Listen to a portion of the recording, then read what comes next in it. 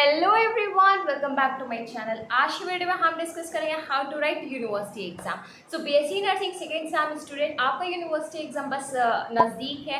अब आपको प्रैक्टिस करनी चाहिए कि कैसे यूनिवर्सिटी एग्जाम में आप अटेम्प्ट करोगे, कैसे आप यूटिलाइज करोगे अपने 3 घंटे। ये 3 घंटे आपके लिए बहुत ही ज़्यादा इंपॉर्टेंट होंगे क्योंकि उस एग्जाम में हर कोई पढ़ के जाता है। बस फ़र्क इतना होता है कि कैसे आपका कॉपी प्रेजेंटेशन है, कैसे आप टाइम मैनेज करते हो और कैसे क्वेश्चंस को अटेम्प्ट करते हो। तो ये सारी चीज़ अगर आपने 3 घंटे में मैनेज कर ली तो आपका रिजल्ट सेकेंड सेम का भी अच्छा रहेगा। अगर मैं बात करूँ, आप फर्स्ट सेम का रिजल्ट देख चुके हो और फर्स्ट सेम के एग्जाम्स भी दे चुके हो, तो एग्जाम से रिजल्ट एकदम अनएक्सपेक्टेड रहता है। तो सेम है सेकेंड सेम में भी आपके साथ यही होने वाला है। इसके लिए आप पहले से प्रिपेयर रहना। अगर मैं बात करूँ, अगर आपने बहुत अच्छे से प्रैक्टिस करी है और अपने अच्छे से 3 आवर्स को भी यूटिलाइज करा एग्जाम में, तो आपका रिजल्ट अच्छा जाएगा। आपको रिजल्ट में किन बातों का ध्यान देना, अपने क्वेश्चन को कैसे अटेम्प्ट करना है, 3 घंटे को कैसे यूटिलाइज करना है, तो बस आज की वीडियो में हम ये सारी चीज़ों को डिस्कस करेंगे। आपका कोई भी डाउट हो बीएससी नर्सिंग सेकंड सेमेस्टर से रिलेटेड तो मेंशन कर दीजिएगा कमेंट बॉक्स में, और वीडियो को लास्ट तक देखिएगा। लास्ट तक बने रहेंगे तो आपके हर एक डाउट को क्लियर हो जाएगा। एक स्टूडेंट का डाउट था मीन प्लानिंग से रिलेटेड, तो मैंने न्यूट्रिशन के आंसर में मीन प्लानिंग लिख के बता दिया है। एक स्टूडेंट का डाउट था कि एक ऐसे नर्सिंग रिस्पॉन्सिबिलिटी बताइए जो हर एक क्वेश्चन में हम लिख सकते हैं, तो नर्सिंग रिस्पॉन्सिबिलिटी बताइए और कैसे उसको प्रेजेंट करने का है वो भी मैंने शो करा है। तो ये वीडियो आपके लिए बहुत इंपॉर्टेंट होने वाली है। So without wasting our time, let us start. आज की वीडियो में हम 5 पॉइंट डिस्कस करेंगे। ये 5 पॉइंट आपके लिए बहुत इंपॉर्टेंट है। सबसे पहले हम बात करते हैं टाइम मैनेजमेंट की। जो आपका पहला पॉइंट है वो टाइम मैनेजमेंट से है। टाइम मैनेजमेंट की अगर मैं बात करूँ तो आप एक वॉच लेके जाओगे यूनिवर्सिटी एग्जाम में। डिजिटल वॉच को आप स्किप करिएगा, एक नॉर्मल वॉच लेके जाइएगा। आप अगर रिस्ट पे पहनना चाहते हो रिस्ट पे अपने टेबल पे रखेंगे। उसके बाद में इसी 3 घंटे को जितना भी आपका मैनेज रहेगा वो आप इस वॉच को देख देख के ही मैनेज करोगे। टाइम मैनेजमेंट की अगर मैं बात करूँ तो आपको 3 घंटे पूरा मिल जाएगा फाउंडेशन के लिए। लेकिन जो न्यूट्रिशन और बायोकेमिस्ट्री का होगा तो उसमें आपको टाइम डिवाइड करना होगा। ओएमआर शीट आपको 10 मिनट में फिल करनी है। कोई भी एग्जाम हो, चाहे न्यूट्रिशन को, चाहे बायोकेमिस्ट्री का हो, चाहे फाउंडेशन को, ओएमआर शीट को आपको 10 मिनट्स देने, उससे ज़्यादा मत दीजिएगा वरना आपका क्वेश्चन छूटने लगेगा। बायोकेमिस्ट्री आपको 1 घंटे में कंप्लीट करनी है और आपका जो न्यूट्रिशन सब्जेक्ट है वो आपको 2 घंटे में कंप्लीट करना है। फाउंडेशन की ऐसा कोई प्रॉब्लम नहीं है, फाउंडेशन का एक ही पेपर होता है तो वो आपको 3 घंटे कंटिन्यू रखना है। बायोकेमिस्ट्री को 1 घंटा 5 मिनट से ज़्यादा मत दीजिएगा। कभी कभी क्या होता है, हम आंसर्स लिख रहे होते हैं, हम लोगों को थोड़ा सा रह जाता है तो वो 5 मिनट इनफ है एक्स्ट्रा देने के लिए, लेकिन उससे ज़्यादा मत दीजिएगा। अगर आप देंगे तो फिर आपका बायोकेमिस्ट्री कंप्लीट हो जाएगा लेकिन जो न्यूट्रिशन सब्जेक्ट है वो छूटने लगेगा। फिर आप न्यूट्रिशन के लिए टाइम कहाँ से लाओगे? इसलिए न्यूट्रिशन के लिए अलग टाइम, बायोकेमिस्ट्री के लिए अलग टाइम।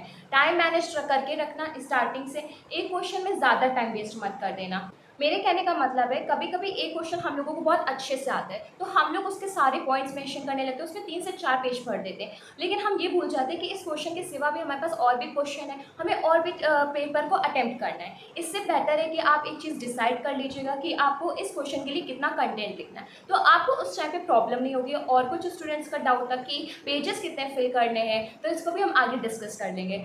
वैसे तो मैं एक चीज़ आपको बताना चाहूँगी कि आप कभी भी क्वेश्चन पेजेस के हिसाब से मत करके कंटेंट के हिसाब से करिएगा, क्योंकि कभी कभी कंटेंट ही आपका पेज भरता है और कभी कभी क्या होता है, आप सोचोगे कि इसमें हमें 4 पेज भरने हैं और आपके पास कंटेंट नहीं है तो वो 4 पेज आप नहीं भर सकोगे, फिर आप कुछ उसमें अलग से लिखोगे। इससे बेहतर है कि जितना आपके पास कंटेंट हो आप उस कंटेंट के अकॉर्डिंग लिखो। कंटेंट को टाइम मैनेज कर लेना जिससे आपका टाइम वेस्ट ना हो।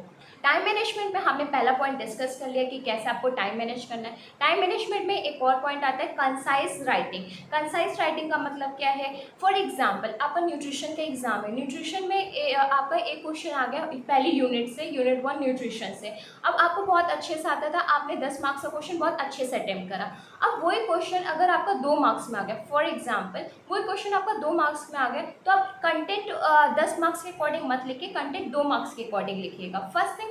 और सेकेंड, आपको ये देखना होगा कि उसमें इंपॉर्टेंट क्या है। फॉर एग्जाम्पल अगर आपका 2 मार्क्स में न्यूट्रिशन पूछा गया तो आप डेफिनेशन बताओगे न्यूट्रिशन की, हेल्थ की, दैट्स इट। 2 मार्क्स में इतना आपका सफिशिएंट है। अगर आपके पास टाइम है तो आप इंपॉर्टेंस लिख सकते हो न्यूट्रिशन की। और 10 मार्क्स में क्या आएगा तो फिर आपको पूरा न्यूट्रिशन बताना होगा, पूरा हेल्थ बताना होगा, पूरा रोल बताना होगा, और साथ ही साथ इसमें आपको क्लासिफिकेशन बताने होंगे। फूड क्लासिफिकेशन बताना होगा, न्यूट्रिएंट्स का भी बताना होगा और माल न्यूट्रिशन भी बताना होगा। इनडायरेक्टली 10 मार्क्स में आपका जितना भी कवर करता है न्यूट्रिशन वो सब आप मेंशन करोगे। अगर आप ये सारी चीज़ें नहीं मेंशन करोगे तो आपका डेटा कंसाइज नहीं हो पाएगा, फिर वो क्या होगा, आपका सिर्फ वो सिर्फ टाइम वेस्ट होगा। ये डेटा कंसाइज आपके लिए इंपॉर्टेंट है फाउंडेशन के एग्जाम के लिए। ऐसा क्यों? न्यूट्रिशन के में आपको एक कॉपी मिलेगी और बायोकेमिस्ट्री के सब्जेक्ट में एक कॉपी मिलेगी। ये दोनों सब्जेक्ट्स के जो पेपर होंगे इतना लेंदी नहीं होगा कि आपकी पूरी कॉपी फिल हो जाए, लेकिन फाउंडेशन की कॉपी आपकी पूरी फिल हो सकती है। इसीलिए फाउंडेशन में आपको कंसाइज वे में ही लिखना है। फाउंडेशन की कॉपी में आप पेज वेस्ट नहीं करेंगे। अगर आप पेज वेस्ट करेंगे तो 20 शीट नहीं मिलती है, फिर आपको फाउंडेशन की कॉपी में एट लास्ट प्रॉब्लम होगी। फॉर एग्जाम्पल आपके 2-3 क्वेश्चन बच गए हैं, रेस्ट है और आपकी कॉपी फिल हो गई, तो वो 3-4 क्वेश्चन आपको छोड़ने पड़ेंगे। इससे बेहतर कि आप स्टार्टिंग से पेज मैनेज कर करके चलिएगा। भले एक पेज आपका स्किप हो जाए वो चलेगा, लेकिन क्वेश्चन स्किप नहीं करना है। इसके लिए क्या करना है, डेटा कंसाइज वे में लिखना है। जो हम लोग पेज वेस्ट कर देते हैं, अगर थोड़ा सा पेज बचा है उसको पीटीओ करके छोड़ देते हैं, एमसीक्यू पूरे एक पेज पे ले जा, तो वो सब आप न्यूट्रिशन के सब्जेक्ट में और बायोकेमिस्ट्री सब्जेक्ट में करिएगा, लेकिन फाउंडेशन के सब्जेक्ट में ऐसा नहीं करना है। तो टाइम मैनेजमेंट जो फर्स्ट पॉइंट था आज की वीडियो के लिए, वो क्लियर हो गया होगा। इससे कोई डाउट तो कमेंट बॉक्स में मेंशन करिएगा। नेक्स्ट हम बात करते हैं आपको कैसे क्वेश्चन अटेम्प्ट करना है। अब सबसे बड़ी बात बता दूं, क्वेश्चन अटेम्प्ट अपनी प्रायोरिटी के वाइज करना। अब किसी की मत सुनना कि पहले लॉन्ग करना, पहले शॉर्ट करना, पहले शॉर्ट, कोई एमसीक्यू ऐसा कुछ नहीं है, सीरीज नहीं है। आपको क्वेश्चन अटेम्प्ट करने के लिए बस 2 बातों का ध्यान देना है। सबसे पहले आपको क्वेश्चन नंबर बहुत अच्छे से लिखना है। आई मीन जो क्वेश्चन पेपर में मेंशन है वही क्वेश्चन नंबर आपको मेंशन करने हैं अपने एग्जाम कॉपी में। उसके नीचे आप हेडिंग मेंशन कर दीजिए। अब ये हेडिंग क्या है, फॉर एग्जाम्पल बायोकेमिस्ट्री में क्वेश्चन नंबर 1 क्रैप साइकिल है, तो आप लिखोगे आंसर नंबर 1, वो तो सफिशिएंट है। नीचे आप आंसर नंबर 1 के क्रैप साइकिल डाल दोगे। तो अगर आपका क्वेश्चन नंबर भी अगर एग्जामिनर ने नहीं देगा तो हेडिंग तो देख लेगा ना, क्रैप साइकिल, उससे आपकी कॉपी चेक हो जाएगी, उससे आपका नंबर नहीं डिस्ट्रक्ट होगा और साथ ही साथ आपको मार्क्स भी मिल जाएगा। तो क्वेश्चन अटेम्प्ट करने में आप ये 2 चीज़ों का ध्यान दीजिएगा और प्रायोरिटी दीजिएगा। अगर आपको पहले लॉन्ग आता है, आपको लगता है कि लॉन्ग मेरे को बहुत अच्छे से आता है, अगर अभी नहीं अटेम्प्ट कर भूल जाएंगे, या फिर लॉन्ग में अभी नहीं करेंगे तो बाद में मेरा छूट जाएगा, लॉन्ग मेरे लिए इफेक्टिव है, 10 मार्क्स का है, तो आप लॉन्ग करिएगा। और अगर आपको लॉन्ग नहीं आ रहा है, शॉर्ट, वेरी शॉर्ट आपका बहुत अच्छे से आ रहा है, तो आप पहले वो कर लीजिएगा। अगर आपको कुछ नहीं आ रहा है तो स्टार्टिंग में सबसे पहले एमसीक्यू डाल दीजिएगा। क्वेश्चन नंबर 1 2 3 4 5 6 7 8 जितने भी आपके नंबर्स होंगे उसको अटेम्प्ट बाद में करिएगा। आ रहा है तो अटेम्प्ट कर लीजिए, नहीं आ रहा है तो फिर उसको छोड़ दीजिएगा, बाद में अटेम्प्ट करिएगा। फिर आप स्टार्ट करिएगा वेरी शॉर्ट से। अगर नहीं आ रहा है तो के लिए मैंने बताया, वैसे प्रायोरिटी आपको अपने हिसाब से देनी है और सीरीज अच्छे से लिखनी है। जैसे एग्जाम में आपसे कहा गया क्वेश्चन पेपर में, वैसे आप एग्जाम कॉपी में लिखेंगे। फिर नेक्स्ट हेडिंग मेंशन करनी है। इससे ना आपको कोई कंफ्यूजन होगा ना एग्जामिनर को कोई कंफ्यूजन होगा, क्योंकि एट लास्ट जब आप एग्जाम कॉपी चेक करोगे तो आप ये देखोगे ना कि क्रैप साइकिल हाँ अटेम्प्ट कर लिया, ग्लाइकोलाइसिस साइकिल हाँ अटेम्प्ट कर ली, यूरिया साइकिल हाँ अटेम्प्ट कर ली। तो ये जो पॉइंट थे वो मैंने डिस्कस कर लिया। मेरे अकॉर्डिंग अब आपको क्लियर हो गया होगा कि कैसे टाइम मैनेजमेंट करना है, कैसे क्वेश्चन अटेम्प्ट करना है। अब हम बात करते हैं कंटेंट के लिए। कंटेंट के लिए मैंने आपके लिए क्वेश्चन लिख के रखा है, जैसे मैं आपको बता सकूँ कि कैसे आपको कंटेंट का प्रेजेंटेशन करना है। ये सारी चीज़ें आपके लिए बहुत हेल्पफुल होंगी। यूनिवर्सिटी एग्जाम फर्स्ट आपने दिया है, आपको आइडिया है, बस उस चीज़ को थोड़ा सा मॉडिफाई करिएगा और आपका अच्छे से हो जाएगा। सबसे पहले मैं बता दूं, जो कंटेंट है, कंटेंट ना टू द पॉइंट रहेगा, मतलब जैसा क्वेश्चन पूछा है वैसा आपको देना है। अगर आपने पढ़ा होगा तो आप अच्छे से कर लो, अगर आपको नहीं आता तो आप उसमें थोड़ा सा खुद से ऐड ऑन ज़रूर करोगे। तो स्टार्टिंग में ऐड ऑन ना करके मिडिल में ऐड ऑन करना। अब ये चीज़ हर क्वेश्चन में प्लीज़ मत करिएगा। मैं सिर्फ इसलिए बता रही हूँ कि क्वेश्चन छोड़ने से बेटर है कि आप उससे रिलेटेड टॉपिक को लिख दीजिएगा, लेकिन ये नहीं है कि स्टार्टिंग में अपनी कहानी बना रहे, स्टार्टिंग के पैराग्राफ्स में मत बनाना, मिडिल के पैराग्राफ में बनाना, तो शायद चेक हो जाए। नेक्स्ट अगर मैं बात करूँ, एक क्वेश्चन बहुत बार पूछा गया स्टूडेंट्स का कि 10 मार्क्स के लिए कितने पेजेस भरने होते हैं, 5 मार्क्स के लिए कितने पेजेस, और 3 मार्क्स और 2 मार्क्स के लिए। तो सबसे पहले 10 मार्क्स के लिए आपको मिनिमम 5 पेज फिल करने होते हैं। 5 मार्क्स के लिए मिनिमम आपके 2.5 से 3 पेज, मतलब कि 2.5 to 3 पेज आपको फिल करने होते हैं। नेक्स्ट 3 मार्क्स के लिए आपको 1.5 से 2 पेज भरना होता है, मतलब कि 1.5 to 2 पेज आपको फिल करने होते हैं। नेक्स्ट 2 मार्क्स के लिए आपको मिनिमम 1 पेज फिल करना होता है, हाफ टू 1 वेरी करता है। नेक्स्ट मेरे अकॉर्डिंग फिर से मैं ये कहूँगी कि कंटेंट वाइज करना, पेजेस वाइज मत करना। आज तक मैंने पेजेस वाइज नहीं करा, पता नहीं कि मुझसे पेजेस वाइज नहीं होता है, तो हमेशा मैं कंटेंट वाइज करती हूँ। तो अगर आप कंटेंट के वाइज पेजेस फिल करो तो बहुत अच्छी बात है, अगर इस अकॉर्डिंग फिल करो तो आप इस अकॉर्डिंग करो। आपको बस कॉपी भरनी है, अपने कंटेंट जितना भी आपने 6 महीने पढ़ा, जितना भी आपके ब्रेन में कंटेंट है, बस उसको अपनी कॉपी में उतारना है। अब आपको कंटेंट कैसे लिखना है अपनी एग्जाम कॉपी में, अब हम ये डिस्कस करते हैं। अगर मैं बात बताऊँ, एग्जाम कॉपी आप सभी ने देखी, यूनिवर्सिटी फर्स्ट एग्जाम आपने दिया है तो फ्रंट पेज आपका OMR शीट का होता है, उसको आप फिल करते हो, उसके फिल करने के बाद आपकी शीट स्टार्ट हो जाती है। वैसे तो मार्जिन भी होता है और लाइनिंग भी होती है, लेकिन मैं आपको सेपरेट कॉपी से बता दे रही हूँ जिससे आपको चीज़ें एकदम क्लियर हो जाए, क्योंकि लाइनिंग कॉपी आपको प्रॉब्लम करेगी। सबसे पहले आप मेंशन कर दीजिएगा शॉर्ट आंसर, जो भी आपका है, शॉर्ट है, लॉन्ग है, वेरी शॉर्ट है, MCQ है, इस तरीके से आपको मेंशन कर देना। मेंशन करने के बाद जो भी आपका नंबर होगा, फॉर एग्जांपल आपका क्वेश्चन नंबर 1 है, 2 है, 3 है, 4, आप उसको मेंशन कर देंगे। मेंशन करने के बाद ना आप स्टार्ट करेंगे अपने कंटेंट को। फॉर एग्जांपल मैंने क्लासिफिकेशन और डेफिनेशन लिखी है कार्बोहाइड्रेट की। अगर मैं बात करूँ जो डेफिनेशन है, तो आप पहले हेडिंग्स कर देंगे कि हेडिंग डेफिनेशन कार्बोहाइड्रेट की, फिर कार्बोहाइड्रेट में आप पॉइंट वाइज लिखेंगे। सब लोग यही कहते हैं ना, पॉइंट वाइज, तो ये पॉइंट वाइज कहने का मतलब होता है। नेक्स्ट आप क्लासिफिकेशन आप देख सकते हैं, कोई मैंने नीट एंड क्लीन लिखना होता है और स्पेस दे दे के लिखना है, क्योंकि बायोकेमिस्ट्री के पेजेस आपको बहुत ज़्यादा होंगे, इसलिए खूब फैला के लिखिएगा। फैला के लिखने का मतलब ये होता है डिस्टेंस में लिखिएगा। अगर आपकी राइटिंग नहीं भी अच्छी है, अगर आप डिस्टेंस पे लिखोगे तो आपका नीट एंड क्लीन शो करेगा। आप क्लासिफिकेशन देख सकते हैं। तो इस तरीके से आपको अटेम्प्ट करना है क्वेश्चन। अभी जो आपने प्रेजेंटेशन देखा, ऐसा कोई भी नॉर्मल क्वेश्चन रहेगा आपका बायोकेमिस्ट्री में या फिर आपका न्यूट्रिशन में या फिर फाउंडेशन में, आप इस तरीके से अटेम्प्ट करोगे। नेक्स्ट एक क्वेश्चन था कि साइकिल को कैसे प्रेजेंट करना है, क्योंकि बायोकेमिस्ट्री में सबसे ज़्यादा आपकी क्या आती है, साइकिल आती है। साइकिल को कैसे प्रेजेंट करना है, जो 5 मार्क्स के हिसाब से आपका अच्छा कंटेंट भी करे और साथ ही साथ आपका प्रेजेंटेशन भी करे। तो जो नेक्स्ट आपके लिए कॉपी की वीडियो रहेगी वो आपकी क्रैप साइकिल से रिलेटेड रहेगी। कोई डाउट हो साइकिल प्रेजेंटेशन से रिलेटेड, आप मेंशन जरूर करिएगा, क्योंकि साइकिल प्रेजेंटेशन आपके लिए इंपॉर्टेंट है। बायोकेमिस्ट्री में साइकिल आना कंफर्म है। अब साइकिल कौन सी आ सकती है, तो आपके metabolism of carbohydrate, protein, lipid से साइकिल कोई आ सकती है। और आपको जो अलग से टॉपिक जो सुनने थे वो टॉपिक ये हैं, ग्लाइकोलिसिस आपकी आ सकती है, क्रेब साइकिल आ सकती है, आपकी पीपी साइकिल आ सकती है और आपकी यूरिया साइकिल आ सकती है। तो ये 4 साइकिल मोस्ट इंपॉर्टेंट है जो हर साल रिपीट होती रहती हैं और बायोकेमिस्ट्री में इनका आना कंफर्म है। तो इनकी प्रैक्टिस करते रहना, इनके एंजाइम्स और इनकी पूरी सीरीज, क्योंकि अगर एक भी स्टेप भूलोगे तो आपकी पूरी साइकिल वेस्ट हो जाएगी। सबसे पहले आप मेंशन ज़रूर करोगे कि आपका कौन सा शॉर्ट है, लॉन्ग है, वेरी शॉर्ट है, फिर आप उसका नंबर मेंशन करोगे। फिर इस तरीके से आप मेंशन करोगे क्रेब साइकिल। नेक्स्ट हमने स्टार्ट करेंगे हेडिंग वाइज। आपकी हेडिंग पहले क्या हो गई, इंट्रोडक्शन हो गई। इंट्रोडक्शन में आप क्रेब साइकिल का इंट्रोडक्शन, डेफिनेशन मेंशन कर देंगे। नेक्स्ट आप पाथवे मेंशन करेंगे। पाथवे में हम लोगों ने बस जो स्टेप्स होते हैं उन स्टेप्स को एरोवाइज करके लिखा है। फॉर एग्जाम्पल पहला हमारा फॉर्मेशन होता है सिट्रेट का, फिर हमारा नेक्स्ट हमने एरो के बाद लिख दिया पॉइंट, फिर नेक्स्ट पॉइंट लिख दिया अपना एरो के बाद। अब यहाँ पे पेज हमारा क्या हो गया था, खत्म हो गया, तो हम लोगों ने एरो कंटिन्यू के लिए लगा दिया है। नेक्स्ट पेज पे फिर से स्टार्ट करा है एरो से। तो अगर आपका फिल हो रहा है पेज तो आप ऐसे कर सकते हो, इसमें कोई टेंशन की बात नहीं है। नेक्स्ट फिर से पॉइंट मेंशन कर रहा है, फिर एरो के थ्रू से पॉइंट मेंशन कर रहा है, सेम ऐसे करके। अब आप खुद देख सकते हो, सबसे पहले हमने इंट्रोडक्शन करा, पाथवे करा, उसके बाद में कुछ नहीं, जो पाथवे हमने ड्रॉ करा उस पाथवे को एक्सप्लेन कर दिया पॉइंट वाइज में। तो एक्सप्लेन कर देती हूँ आपको बहुत ही सिंपल तरीके से।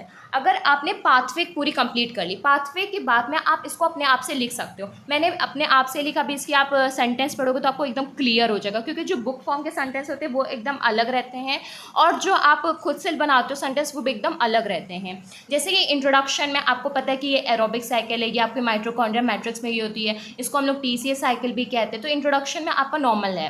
नेक्स्ट पाथवे में आपको स्टेप्स ये क्लियर है, आपकी बुक में मेंशन है। तो आपका पहला स्टेप क्या, फॉर्मेशन ऑफ सिट्रेट, और दूसरा क्या, isomerisation of citrate to isocitrate. तो बस आपको यही पॉइंट में लिख देना, pathway start from the formation of citrate in first step, after that isomerisation occurs in this step, convert citrate to isocitrate. आपका क्लियर हो गया। नेक्स्ट आपका क्या है, फॉर्मेशन हो रहा है अल्फा ग्यूट्रेट का, ये कहाँ हो रहा है, थर्ड स्टेप में हो रहा है। फिर कन्वर्जन होगा, कन्वर्जन के बाद में आपका क्या फॉर्म होगा, सक्सेनाइल कोएंजाइम ए होगा। फिर इसका कन्वर्जन होगा, फिर फॉर्मेशन किसका होगा, सक्सेनेट का होगा। अनदर स्टेप क्या है, आपका कन्वर्जन होगा, किसका, सक्सेनेट का। क्या फॉर्म बनेगा, फ्यूमरेट बनेगा। तो आप जो भी साइकिल बना रहे हो उस साइकिल को आप इजी तरीके से प्रेजेंट कर देना। फिर एट लास्ट पॉइंट जो था, फॉर्मेशन हो रहा था आपका कंपाउंड का, हम लोगों ने उसको कर दिया। क्या कंपाउंड बना था, मैलेट कंपाउंड बना था, फिर वो भी कन्वर्जन में गया, फिर क्या बन गया आपका, ऑक्सैलो एसीटेट बन गया। कुछ नहीं करना, जो आपकी साइकिल थी उस साइकिल को हमने एक्सप्लेन कर दिया। इससे आपका हाफ पेज फुलफिल हो गया। यही चीज़ हम लोग कहते हैं कि आपको पॉइंट वाइज करना है। आप पॉइंट वाइज में आंसर लिखोगे तो प्रेजेंटेशन भी अच्छा होता है, प्लस आपका अच्छे से कवर अप होता है। नेक्स्ट आपको साइकिल, तो साइकिल की आपकी एक हेडिंग रहेगी कि इसमें आप मेंशन करोगे कि आप साइकिल प्रेजेंट कर रहे हो। फिर आप आप साइकिल करोगे। अब साइकिल में आपको पता है कि आपको जैसे आपको अच्छे से लर्न होगा तो आपको हेडिंग्स बताओगे कि पायरेट होता है, एसिटिल कोएंजाइम होता है, सिट्रेट होता है, आइसोसिट्रेट होता है। तो इसको आप ऐसे मेंशन कर दीजिएगा और जितना भी आपका एरो वाला वर्क रहेगा पेंसिल से करिएगा। क्यों पेंसिल से? इसलिए मैं कह रही हूँ कि अगर कोई मिस्टेक होगी तो आप इरेजर से इरेज कर सकते हो, और इसमें साइकिल में मिस्टेक होने के चांसेस ज़्यादा होते हैं। एट लास्ट आपकी साइकिल कंप्लीट हो गई। साइकिल कंप्लीट होने के बाद आप इस चीज़ का ध्यान ज़रूर दीजिएगा कि साइकिल में डिस्टेंस रहे और साइकिल आपकी पूरी पेज कवर अप करे। आप देख सकते हैं ये साइकिल पूरे पेज में ये एकदम क्लियर है, हर एक वर्ड, और आप इसमें एंजाइम है, आप इसमें जितना भी आपका रिलीज़ हो रहा है, जितना भी यूटिलाइज हो रहा है, सब अच्छे से मेंशन कर सकते हैं। आफ्टर दैट साइकिल को आप एक्सप्लेन करेंगे। आप साइकिल को बना दिया तब साइकिल का एक्सप्लेनेशन भी होगा। एक हेडिंग गई आपकी, हेडिंग के बाद में आप साइकिल एक्सप्लेन करोगे, हर एक स्टेप को बताओगे, एंजाइम को बताओगे, CO2 रिलीज को बताओगे, आपका कब NAD कन्वर्ट हुआ, कब GTP कन्वर्ट हुआ, कब FAD कन्वर्ट हुआ। और एट लास्ट आप क्या बताओगे? कंक्लूजन बताओगे। कंक्लूजन क्या होता है? जब कितना ATP प्रोड्यूस्ड हुआ वो आपका मेन कंक्लूजन रहता है। जब आपका ये आंसर कंप्लीट हो जाएगा तो आप मेंशन करोगे आंसर 1 या 2, जो भी आपका नंबर है वो कंप्लीटेड। नेक्स्ट अगर मैं बात करूँ, ये चीज़ आप बायोकेमिस्ट्री और न्यूट्रिशन के एग्जाम में करना, लेकिन फाउंडेशन के एग्जाम में मत करना। अगर आपका इतना सा स्पेस बच रहा है और यहाँ पे इतने में आप मेंशन करोगे शॉर्ट आंसर, यहाँ पे हेडिंग, तो यहाँ से स्टार्ट करने से कोई फ़ायदा नहीं है। आप क्रॉस करके PTO मेंशन कर दोगे, फिर नेक्स्ट पेज से स्टार्ट करोगे। और अगर फाउंडेशन का है तो फाउंडेशन में आप वैसे भी शॉर्ट आंसर और जो भी आप मेंशन करोगे वो शॉर्ट में ही करोगे, मतलब छोटे तरीके से करोगे, इतना फैला के नहीं, शॉर्ट में करोगे। तो आप यहीं से फाउंडेशन का स्टार्ट करना, फाउंडेशन पे पेज वेस्ट नहीं करना है। बायोकेमिस्ट्री से रिलेटेड डाउट आपके कंप्लीट हो गए। साइकिल प्रेजेंटेशन का डाउट बहुत ज़्यादा था। अगर आप इस तरीके से साइकिल प्रेजेंट करोगे तो आपका प्रेजेंटेशन भी अच्छा रहेगा और आप हर एक कंटेंट को लिख सकते हो। कंटेंट एक्सप्लेन करने का तरीका यही होता है कि आप बस अपनी लैंग्वेज में लिखिए, तो आपके लिए ईजी रहेगा। नेक्स्ट एक डाउट है स्टूडेंट का कि फाउंडेशन ऑफ नर्सिंग में नर्सिंग रिस्पॉन्सिबिलिटी ऐसी बताइए जो हर एक क्वेश्चन में आप लिख सकते हो। तो सबसे पहले तो मैं अगर एक बात बताऊँ तो आपको कभी भी प्रेजेंटेशन करना हो, फॉर एग्जाम्पल आपको इंपॉर्टेंस बताने हैं या फिर आपको किसी के फंक्शन बताने हैं या फिर अगर आपको रिस्पॉन्सिबिलिटी बतानी है, तो आप इस तरीके से प्रेजेंट करिएगा। मेरा मेन मोटो आपको ये बताने का, आप पॉइंट वाइज आंसर लिखने से बेहतर है इस तरीके से प्रेजेंट करेंगे तो प्रेजेंटेशन अच्छा भी जाएगा और आपका एक पेज भी कवर अप करेगा, राइट। तो आपको इस तरीके से प्रेजेंटेशन करना है। इसमें हमने डिस्कस कर रही है नर्सिंग रिस्पॉन्सिबिलिटी। ये कुछ पॉइंट ऐसे हैं जिनका सिंपल सा मीनिंग है, आपको पता है, बस ये पॉइंट आप लर्न कर लीजिएगा। कभी भी कोई भी डिजीज़ या फिर आपका कोई भी फाउंडेशन से कोई क्वेश्चन है कि जिसमें आपको नर्सिंग रिस्पॉन्सिबिलिटी लिखनी है, तो आप ये सारे पॉइंट्स लिख दीजिएगा, आपका वो मार्क्स और वो क्वेश्चन कंप्लीट हो जाएगा। तो हम इसको डिस्कस कर लेते हैं। सबसे पहले एक चीज़ और क्लियर करना चाहूँगी, नर्सिंग आपका जो भी पॉइंट रहेगा बीच में हेडिंग ज़रूर डाल दीजिएगा, जैसे कि अगर इंपॉर्टेंस है, नर्सिंग रिस्पॉन्सिबिलिटी है, वो मेंशन कर दीजिएगा। फिर आप सर्किल बना सकते हैं, ऐसा क्लाउड बना सकते हैं। सर्किल कभी भी मेरा एकदम परफेक्ट नहीं बनता है, इसीलिए मैं सर्किल को स्किप करके हमेशा क्लाउड बनाती हूँ, वो ईजी भी रहता है और इरेगुलर शेप भी एक क्लाउड ही रहता है, राइट, इसीलिए मैं इसको यूज़ करती हूँ। तो पहला पॉइंट क्या है? Patient assessment. नर्स का रोल है पेशेंट असेसमेंट में, लीडरशिप में, मॉनिटर वाइटल साइन में, फिर क्या है? मेडिकेशन एडमिनिस्ट्रेशन में, फिर कोऑर्डिनेशन ऑफ केयर में, पेशेंट एजुकेशन में, इन्फेक्शन कंट्रोल में, इमोशनल एंड साइकोलॉजिकल सपोर्ट में, counsellor, advocate, care giver, pain management. तो ये सारे पॉइंट्स आपके एक नर्सिंग रिस्पॉन्सिबिलिटी के हैं। आप इसको किसी क्वेश्चन में भी अपने उससे ऐड ऑन कर सकते हैं। अगर आपने बुक के लर्न कर रहे हैं या फिर आपको बहुत अच्छे पॉइंट्स आते हैं तो आप उसको कर दीजिएगा। ये उन स्टूडेंट्स के लिए जिनको बहुत प्रॉब्लम हो रही थी नर्सिंग रिस्पॉन्सिबिलिटी के लिए, तो ये नर्सिंग रिस्पॉन्सिबिलिटी आपके लिए बहुत ही ज़्यादा हेल्पफुल होगी। इससे रिलेटेड आपका कोई भी डाउट हो या कोई टॉपिक या कोई पॉइंट ना समझ में आए तो प्लीज़ मेंशन करिएगा कमेंट बॉक्स में। हम इसको एक एक पॉइंट को डिटेल में नहीं डिस्कस करेंगे, वरना ये वीडियो आपकी बहुत ही ज़्यादा लॉन्ग हो जाएगी। सो इस टाइप का प्रेजेंटेशन आपका बहुत हेल्पफुल रहेगा न्यूट्रिशन और फाउंडेशन में। ऐसा क्यों? न्यूट्रिशन में आप जानते हो हर एक में आपको फंक्शंस लिखने हैं, कुछ होता है तो फंक्शंस उसमें सबसे ज़्यादा आ जाता है, क्लासिफिकेशन हो जाता है, तो आप इस तरीके से प्रेजेंट करके अपनी कॉपी को इन्हांस कर सकते हैं। नेक्स्ट है, जब आप फाउंडेशन में करेंगे तो फाउंडेशन में आप इस तरीके से प्रेजेंट करेंगे तो आपका पेज वेस्ट होगा, इसीलिए आप सोच रहे हो कि ये तो पेज वेस्ट करेगा, तो आप इतना मतलब इसको ब्रॉड स्पेक्ट्रम में ना करके स्मॉल वे में कर दीजिएगा। मतलब कि जितना हमने डिस्टेंस में करा आप उसको डिस्टेंस में मत करिएगा, तो साइज वे में कर दीजिएगा, आपका प्रेजेंटेशन भी हो जाएगा और आपका पेज भी बच जाएगा। नेक्स्ट डाउट था न्यूट्रिशन के मीन प्लानिंग से। तो सबसे पहले तो मैं बता दूं, आप फिर से न्यूट्रिशन में मेंशन करोगे जो भी आपका शॉर्ट आंसर, लॉन्ग आंसर है, वेरी शॉर्ट है, फिर आप हेडिंग ज़रूर लिखोगे लिखोगे कि मेन्यू प्लानिंग, हमने मेन्यू प्लानिंग करी है आज ओबेसिटी के लिए, तो ओबेसिटी के लिए हमने मेंशन कर दिया। फॉर एग्जांपल आपका जो भी क्वेश्चन है अनीमिया के लिए तो आप वो मेंशन कर दीजिएगा, डायबिटीज मेलाइटिस के लिए तो आप वो डिजीज मेंशन कर दीजिएगा। अब ये क्वेश्चन अगर आपका 5 मार्क्स में आया है तो सबसे पहले आप लिखोगे definition of menu planning, headings लिख दिए, अब आपको क्लियर हो जाएगा।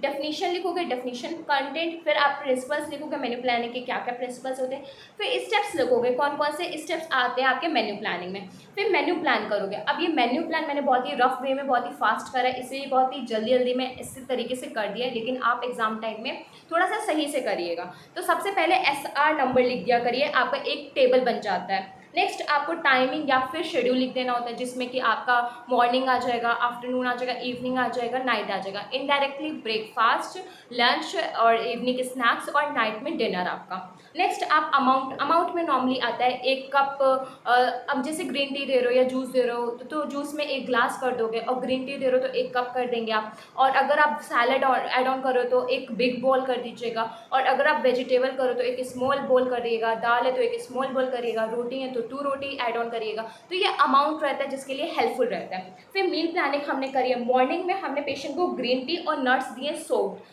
नेक्स्ट आफ्टरनून में हमने सैलड दिया, कर्ड दिया, दाल एंड रोटी दी है। नेक्स्ट इवनिंग में हमने जूस और ओट्स मील दिया है। नेक्स्ट डिनर में हमने रोटी, वेजिटेबल और सैलड दिया है। तो बस एक सिंपल सा मेन्यू प्लानिंग होती है। एक ये समझ लीजिएगा कि आपके पास कोई आया है और आपको उसको बताना कि आपको 24 घंटे क्या खाना है, तो बस वही होती है आपकी मेन्यू प्लानिंग। न्यूट्रिशन का भी डाउट आपका क्लियर हो गया। अब हम लास्ट पॉइंट डिस्कस कर लेते हैं आज के वीडियो के लिए। लास्ट पॉइंट है स्टेशनरी। स्टेशनरी आपके लिए एक इम्पॉर्टेंट पार्ट करेगा आपके एग्जाम में। कैसे? सबसे पहले तो आप अपने रेगुलर पेन्स को लेके जाइएगा। फॉर एग्जांपल अगर आप डॉट पेन से लिखते हैं या फिर जेल पेन से लिखते हैं तो आप कोशिश करिएगा वही पेन यूज़ करिएगा एग्जाम टाइम पे, क्योंकि आप जो पेन यूज़ करो आपके उससे हाथ फ्लेक्सिबल होता है और आपकी राइटिंग, आपकी स्पीड इस पेन से रहती है। अगर आप पेन चेंज करोगे तो उस टाइम पर आपको प्रॉब्लम रहेगी। साथ ही साथ आपको पेंसिल, इरेजर, शार्पनर ज़रूर रखना है। क्यों? क्योंकि आप कोई भी साइकिल करोगे तो आपका पेंसिल आएगा, आप कोई भी डायग्राम बनाओगे तो आपका पेंसिल का यूज़ होगा। अगर फॉर एग्जांपल आपके पास टाइम बहुत कम है और आप स्केच से जल्दी जल्दी लाइन नहीं कर पा रहे हो तो आप पेंसिल का यूज़ कर सकते हो। साथ ही साथ आप स्केच पेन का यूज़ करोगे, स्केच पेन सिर्फ आप ब्लैक और ब्लू का यूज़ करोगे। नेक्स्ट आपके पास स्केल होनी चाहिए आपका लाइन खींचने के लिए, और आपको बहुत हेल्पफुल भी रहेगी स्केल मार्जिन क्रिएट करने के लिए अगर मार्जिन आपके पास नहीं है। नेक्स्ट आपके पास एक ट्रांसपेरेंट पाउच होना चाहिए जिसमें आप हर एक स्टेशनरी मटेरियल को रख सकते हो। तो ये सारे स्टेशनरी मटेरियल एकदम इंपॉर्टेंट है, इनको आप अपने साथ ज़रूर कैरी करिएगा। और अगर आपके लिए कोई एडिशनल या फिर आपके लिए कोई इंपॉर्टेंट होता है तो वो आप ज़रूर रख सकते हैं। वाइटनर मत रखिएगा, वाइटनर मतलब करेक्टर जो हम लोग कहते हैं ना, उसको मत रखिएगा, क्योंकि अगर आपसे कोई भी मिस्टेक हुई है तो मेरे अकॉर्डिंग आप सिंपल कट करिएगा, ओवर राइटिंग मत करिएगा, और जो इस तरीके से कट हम लोग करते हैं ना इस तरीके से कट मत करिएगा, एक सिंपल कट करिएगा। और वाइटनर मत लगाइएगा क्योंकि यूनिवर्सिटी एग्जाम है, राइट, और आपको स्टेपलर करने की कोई जरूरत नहीं है तो स्टेपलर की जरूरत नहीं है, ग्लू व्लू कुछ की जरूरत नहीं है। आपका जो मैंने मिनिमम बताया है वो मिनिमम स्टेशनरी मटेरियल है। आपको कोई भी अपनी तरफ से ऐड ऑन करना है तो आप ऐड ऑन कर सकते हैं। आपके सारे पॉइंट्स क्लियर हो गए होंगे। अब मैं एक बार कंक्लूड कर देती हूँ। आज की वीडियो में हम लोगों ने 5 पॉइंट डिस्कस करे जो आपकी यूनिवर्सिटी एग्जाम के लिए बहुत ही हेल्पफुल होंगे। तो सबसे पहले पॉइंट हम लोगों ने डिस्कस करा टाइम मैनेजमेंट के लिए। नेक्स्ट पॉइंट हमारा था कि क्वेश्चन कैसे अटेम्प्ट करना है। नेक्स्ट पॉइंट हमारा था कि क्वेश्चन में राइट कैसे करना है, आंसर राइटिंग कैसे रहेगा, प्रेजेंटेशन कैसे रहेगा। नेक्स्ट आपका पॉइंट था कि आपको मार्क्स के अकॉर्डिंग कैसे अटेम्प्ट करना है। नेक्स्ट और लास्ट पॉइंट था स्टेशनरी से रिलेटेड। तो ये 5 पॉइंट आपके लिए बहुत इंपॉर्टेंट है, इनको अभी से प्रैक्टिस करिएगा। अगर आपका कोई और डाउट हो या फिर आपको अभी भी कोई क्वेरी हो सेकेंड एग्जाम से रिलेटेड, यूनिवर्सिटी एग्जाम से रिलेटेड, तो मेंशन करिएगा कमेंट बॉक्स में। इस वीडियो को प्लीज़ ज़्यादा से ज़्यादा लाइक करिएगा, शेयर करिएगा, और कमेंट बॉक्स में एक बार रिव्यू ज़रूर शेयर करिएगा, क्योंकि इस वीडियो के लिए हार्डवर्क थोड़ा सा ज़्यादा लगा मेरा। तो प्लीज़ वीडियो को ज़्यादा से ज़्यादा लाइक करिएगा। Thank you.